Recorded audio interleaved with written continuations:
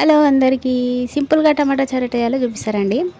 టమాటాలు తీసుకొని ఒక గిన్నెలో ఉడకబెట్టిన దాంట్లో కావాల్సినవి కొన్ని ఎల్లిపాయలు, ఒక ఉల్లిగడ్డ, 4 మిరపకాయలు, కొత్తిమీర, కరివేపాకు గిన్నెలో వేసిన ఈ టమాటాలన్నీ ఉడకబెట్టిన ఇట్లా స్మాష్ చేసిన అనమాట చెంచాతోని.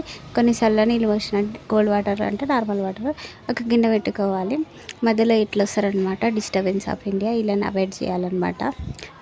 తర్వాత ఆయిల్ వేసి అల్లం జీలకర్ర ఆవాలు వేసి ఎల్లిపాయలు, పచ్చిమిర్చి, ఈ కడిగి పెట్టుకున్న కొత్తిమీర, కరివేపాకు అవన్నీ వేసేయాలన్నమాట. అవన్నీ వేసి కలిపేసుకోవాలన్నమాట. తర్వాత ఆనియన్ కూడా వేసుకోవాలన్నమాట.